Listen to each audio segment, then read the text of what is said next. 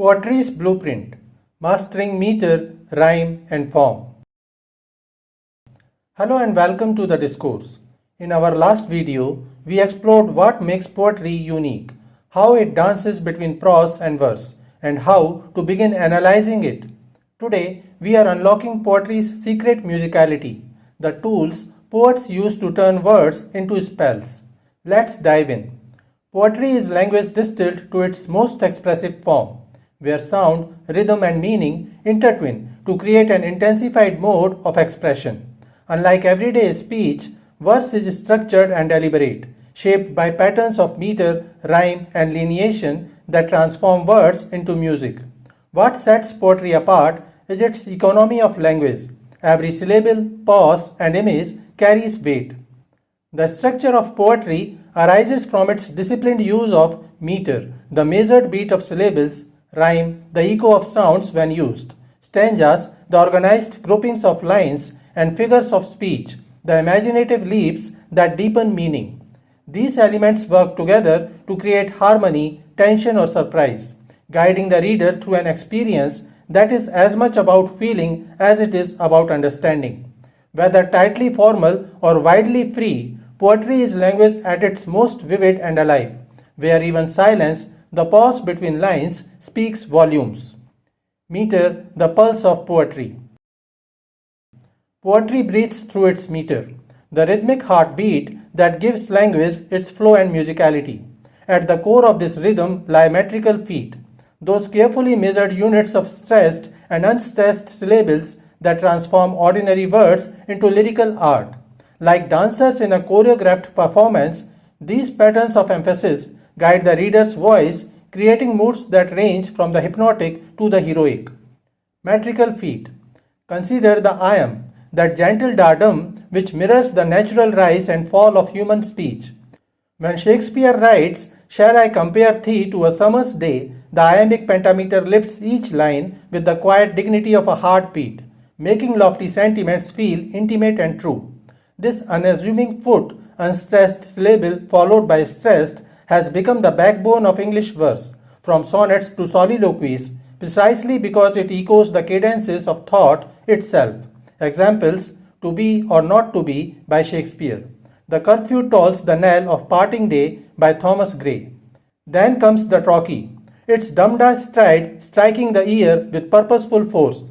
In Blake's The Tiger, those hammering Trochees, tiger, tiger, burning bright, mimic both the beast's terrifying power and the awe-struck gasps of its observer. Unlike the conversational iamb, the trochee commands attention, making it perfect for spells, chants, and declarations. One can almost hear ancient poets around fires using this foot to drive home myths and warnings through the ages. An example is Shakespeare's double double, toil and trouble from Macbeth. For a swifter pace, poets turn to the Anapests, its two light steps before a leap, da-da-DUM. Like a horse breaking into a gallop, this foot carries verses forward with infectious energy. Clement Clarke Moore's "It Was the Night Before Christmas" tumbles forth with childlike excitement, while Byron's "The Destruction of Sennacherib," the Assyrian came down like the wolf and the fold, mimics the relentless charge of an army. The Anapest buoyancy makes it ideal for tales of adventure and whimsy. In contrast, the dactyl, a stressed syllable followed by two unstressed dum-da-da, rolls like a wave, equally suited for epic grandeur and tender melancholy. Longfellow's Evangeline uses dactylic hexameter to evoke both the vast American landscape and the lover's sorrow.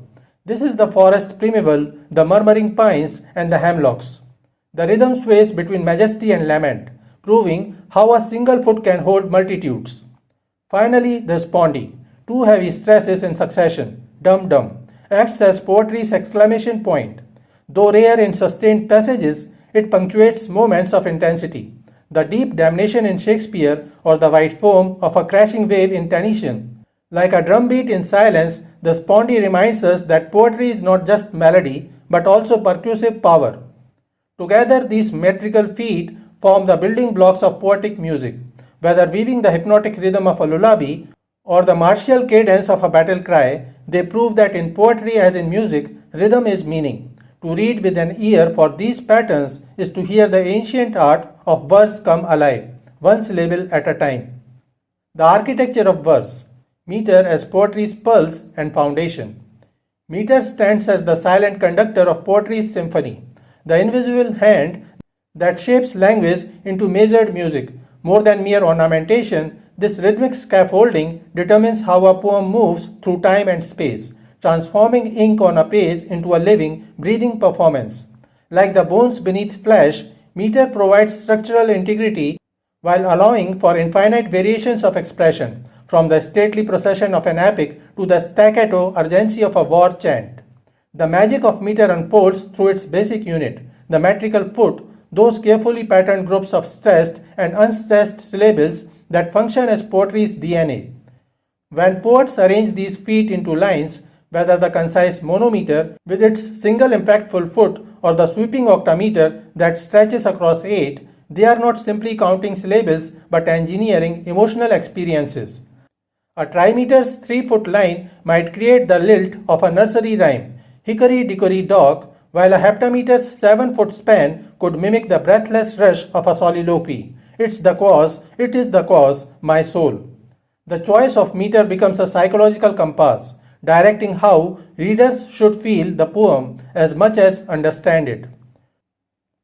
Nowhere is this more evident than in iambic pentameter, the golden ratio of English verse. Its 5 iambic feet form a rhythm so natural to our speech patterns that it can sound like heightened conversation, which explains its dominance from Shakespeare's introspective monologues, to be or not to be, to Wordsworth's lyrical meditations. The world is too much with us. This meter carries an innate duality. It organizes chaos into order while maintaining the illusion of spontaneous thought. When Milton employed it for Paradise Lost, the steady Iambs lent cosmic weight to his portrayal of the fall. When Donne twisted it in his holy sonnets, Batter My Heart, 3% God, the disruptions to the pattern mirrored spiritual turmoil. Contrast this with the driving trochaic tetrameter of Poe's The Raven, where each line's 4 trochees hammer like a funeral bell, once up on a midnight dreary. The inverted stress, strong, weak instead of iambic weak, strong, creates a mesmerizing, almost obsessive rhythm that pulls readers into the narrator's unraveling psyche. Trochaic meter often carries primal energy. Think of children's incantations, peanut, peanut, butter and jelly, or the witch's chant in Macbeth, double, double, toil and trouble, making it ideal for poems that tap into our subconscious. What emerges from studying meter is its profound relationship with human physiology. The caesura, pause within a line, mirrors our need to catch breath. The enjambment, thought spilling over lines, mimics the rush of unchecked emotion. A dactylic hexameter might echo a galloping heartbeat. This is the forest primeval, the murmuring. While Anapestic trimeter could replicate a carefree skip, there once was a girl from Nantucket. The great poets don't just use meter, they weaponize it, lighting rhythm underscore meaning. The clipped, impatient meters of Browning's dramatic monologues reveal character just as clearly as the words themselves. Ultimately, meter transcends technical exercise to become poetry's most potent timekeeper. It orchestrates the dance between expectation and surprise, establishing patterns only to break them, lulling readers only to startle them. In skilled hands, these arrangements of stressed and unstressed syllables don't merely decorate language, they become the very mechanism by which poems remember how to sing. The alchemy of echoes, rhyme of poetry's mnemonic magic. Rhyme is alchemy, the poet's secret art of turning sound into memory.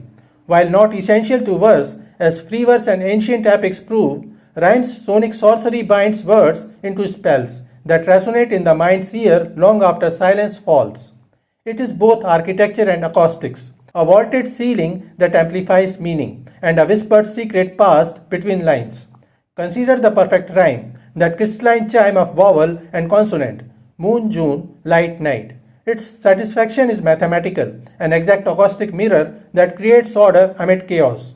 In Shakespeare's sonnets, these rhymes ring like clockwork, each chiming couplet sealing emotional truth. So long as man can breathe or eyes can see, so long lives this, and this gives life to thee. Yet perfection risks predictability.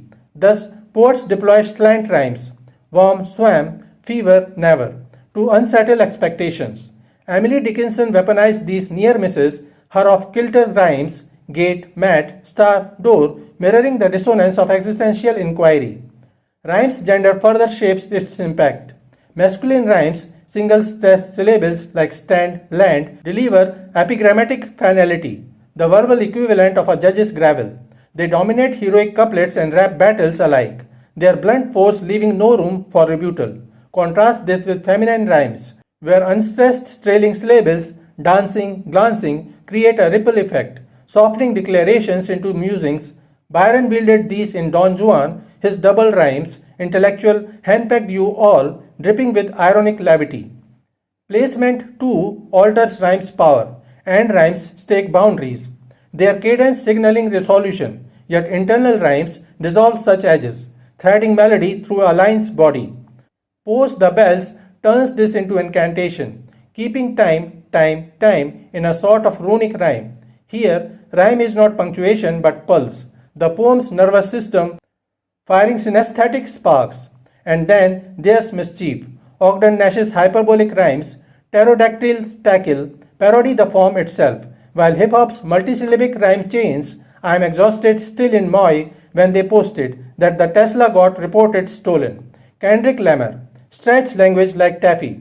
Rhyme can be a velvet glove or a brass knuckle. Keats' Ode to Nightingale lulls with mellifluous flies, ice, skies, while Auden's Funeral Blues hammers grief home with monosyllabic thuds. Pack up the moon and dismantle the sun. But rhyme's deepest sorcery lies in mnemonics. Oral traditions, from Homeric hymns to nursery rhymes, Hickory Dickory Dock, relied on rhyme as cognitive glue. Its repetitions forge neural pathways, making verse sticky as honey. We remember the raven's nevermore not just for its melancholy, but for how it hooks into door, floor, lanor, a chain of sound dragging us deeper into post-nightmare.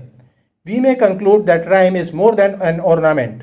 It is a covenant, a pact between poet and listener that says these words are woven together for a reason. Whether harmonizing or jarring, rhyming verse does not merely speak, it sings, haunts, and persists. The architecture of meaning, stanzas as poetry's living chambers. A stanza is more than a poetic paragraph. It is a vessel of consciousness, a self-contained universe where language takes shape and breathes. Like rooms in a vast mansion, each stanza becomes an intimate space where images converse, emotions crystallize, and ideas unfold their wings. The choice of stanzaic form is never neutral. It is a philosophical stance, a way of structuring thought itself. Consider the couplet, that most elemental of stanzas.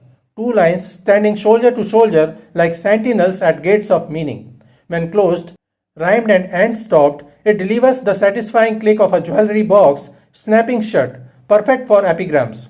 A little learning is dangerous thing. Or Shakespearean sonnets codas. Yet the heroic couplets iambic pentameter lines, as in Pope's The Rape of the Lock, can also build towering arguments, each pair of lines a stepping stone in a logical ascent. Meanwhile, open couplets bleed thought beyond their borders, creating the restless momentum of Whitman's free verse or the conversational flow of contemporary poetry. The tercet introduces a third voice in this dialogue, creating dynamic instability. In Dante's Terza Rima, ABA, BCB, CDC, this triangular form becomes a winding staircase descending through the circles of hell, each stanza's middle line offering a handrail to the next, the rhyme scheme mirroring the inexorable pull of fate. Modern poets like Shelley, Ode to the West Wind, adapt this structure to create both propulsion and recursion, as if thought cannot help but revisit its own footsteps. A triplet of monorhyme, AAA, by contrast, becomes an incantation, hammering home obsession or ecstasy. Then there's the Spenserian stanza, Edmund Spenser's Renaissance invention, where 8 lines of iambic pentameter build like a cathedral's rose window before Alexandrine's 12th syllable, line 9, drops like a keystone. Sleep after toil, port after stormy seas. This form does not merely describe, it enacts the very process of contemplation. Each stanza a meditation chamber, where ideas are examined from every angle before reaching resolution. Keats would later harness this architecture into the Eve of St. Agnes, letting the stanzas themselves become velvet-lined jewel cases for his sensual imagery. Against these formal gardens, free verse sprawls like untamed wilderness. Yet even here, stanza breaks or their absence create meaning. Consider how William Carlos Williams utilizes white space in Red Wheelbarrow, the visual stanzas compelling us to linger on each humble image, or the way Ocean Vuong's stanzas in On Earth We Are Briefly Gorgeous fracture like memory itself, the gaps between them heavy with unspoken trauma. And what of blank verse? Unrhymed but measured iambic pentameter, it walks the tightrope between structure and spontaneity. In Hamlet, the princess soliloquies use this form to mimic the human mind in motion. The meter, a heartbeat beneath panic and philosophy. Milton's Paradise Lost elevates it to a cosmic scale, with the unbroken pentameters serving as pillars that hold up heaven and hell. Ultimately, stanzas are thoughts made visible. The shudder of a stanza break can hit like a sob caught in the throat. A relentless single stanza poem might feel like being trapped in an elevator with a manic prophet. Whether strict or fluid, these units of breath and meaning remind us that poetry is not just what we say, but how we carve silence around it. The stanza is where a poem remembers to inhale and invites the reader to breathe with it. Today, we have explored the essential architecture of poetry, the foundational elements that give verse its rhythm, structure, and musicality. We began with the building blocks of meter, examining how patterns of stressed and unstressed syllables iamb, trochee, anapest, dactyl, and spondy create a poem's heartbeat. From there, we saw how these metrical feet combine to form lines of varying lengths, monometer to octameter, each shaping a poem's pace and emotional resonance. We then turned to rhythm and rhyme, discussing how poets use sonic techniques from perfect rhymes to slant rhymes and rhymes to internal rhymes to weave harmony and tension into their work. Finally, we examined stanzas, the structural units that organize poetic thought, from the concise power of couplets to the interlocking drama of terza rima and the lush expansiveness of the Spenserian stanza. But our journey into poetry's artistry has only just begun. In our next session, we will delve into the vivid ornamentation of verse, sound devices, alliteration, assonance, consonance, imagery and figurative language, metaphor, simile, personification, rhetorical flourishes, hyperbole, oxymoron, paradox, layers of meaning, allusion, symbolism, metonymy, synecdoche, sensory and sonic play, onomatopoeia, juxtaposition. These techniques transform poetry from structured language into living emotion, where words don't just speak but sing, startle, and sear themselves into memory. Stay tuned for the next video where we will unlock these tools in action. The world of poetry grows richer with every verse. Don't miss a word. Thank you for joining and keep exploring with us.